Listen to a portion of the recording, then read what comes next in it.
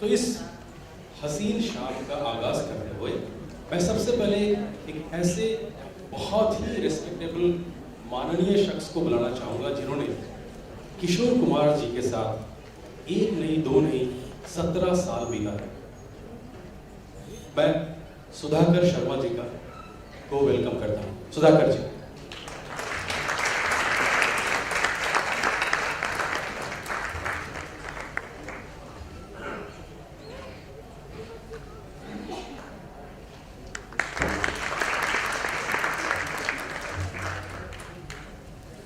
आप सभी को मेरा नमस्कार।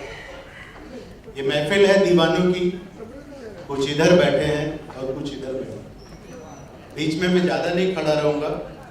साहब के साथ, जिसे आप किशोर कुमार कहते हो, मैं उन्हें आज तक साहब ही कहता हूँ। 17 साल उनके साथ काम किया मैंने। मैं असिस्टेंट डायरेक्टर था और स्ट्रगल करके वहाँ तक पहुँचा। लेकिन उनके बारे में आपने बहुत सी किताबों में, किस्सों में सुना होगा, पढ़ा होगा कि अजीब अजीब बातें छपती रहती थी, मैं भी पढ़ता था। लेकिन 17 साल में मैंने कुछ भी ऐसा महसूस नहीं किया कि वो अजीब थे। बहुत शहंशाह थे, बहुत ही निराले थे और वो एक ऐसे शख्सियत थे जो अपने पे दूसरों को हंसा के मजा लेते थे।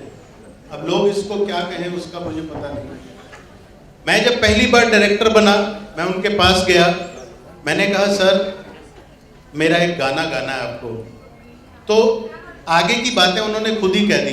अच्छा तू डायरेक्टर बन गया है और प्रोड्यूसर को बोला होगा किशोर कुमार तो मेरे हाथ में, मैं तो सस्ते में गाना भी गवा दूंगा और उसने तेरे को साइन कर लिया होगा और अभी तू थोड़ी देर में बोलेगा कि मेरे पास पैसे भी नहीं है।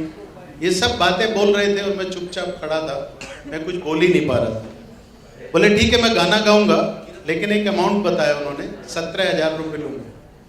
अब उन दिनों 17,000 मतलब ये 76 की बात है, बहुत बड़ी बात थी। मैं फिर चुप खड़ा रहा कि अच्छा तू खड़ा है चुप, क्योंकि तेरे पास पैसे नहीं होंगे। तू बोलेगा साहब 5,000 है, 6,000 है, 7,000 है, 8,000 है, बोली नहीं लगेगी, पूरे 17 लूँगा। खैर मैंने बंदोबस्त किया, वो गाना हुआ।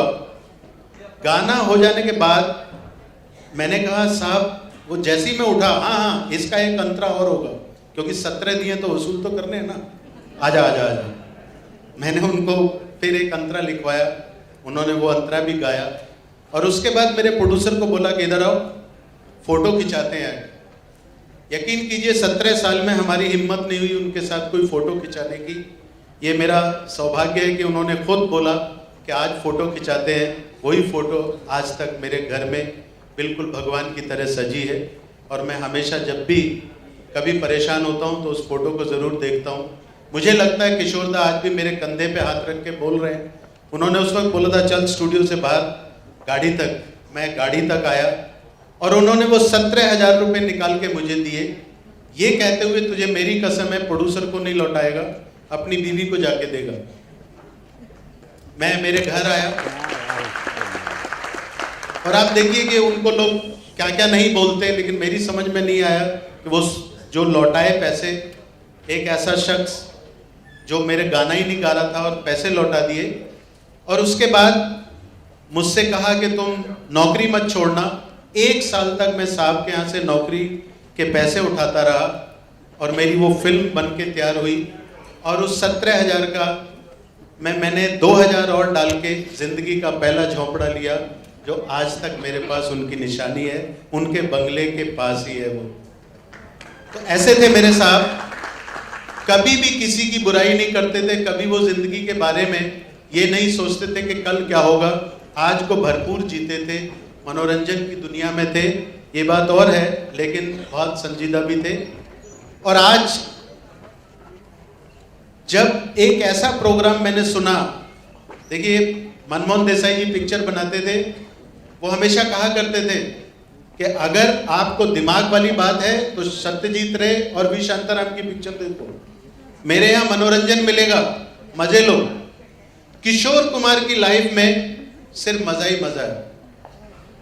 अब वो मजा, वो छोटी छोटी बातें, वो उनके किस्से हमने पढ़े हैं, सुने हैं, लेकिन आज मैंने सुना है कि स्टेज पे नासिर आ रहे हैं, और वो आज की जनरेशन का बच्चा उस जनरेशन के किशोर कुमार को अपने स्टाइल में कैसे पेश करेगा, ये बहुत बड़ी बात है। ये साहब के लिए भी बड़ी बात है कि इस जनरेशन में भी लोग किशोर कुमार की नकल करना चाहते हैं, किशोर कुमार के किस्सों को सुनना चाहते हैं और सुनाना चाहते हैं। और इस जनरेशन के लिए भी कि वो उन लोगों को अभी तक दिल में बसाए हुए हैं। तो मैं छवि से रिक्वेस्ट करूंगा कि वो इस प्रोग्राम को आगे बढ़ाएं, और आप अपने दिल और दिमाग में साहब की उस छवि को ना रखें कि किशोरदा तो किशोरदा ही थे, लेकिन उनके किस्सों को, उनकी चीज़ों को जिस तरह नासिर पेश करेंगे, बस मज़ा लें और उस दौर को याद करें कि किशोर कुमार क्या थे। ना उन जैसा कोई है, ना उन जैसा कोई था, और शायद हमारी जिंदगी में तो आएगा भी नहीं। धन्यवाद।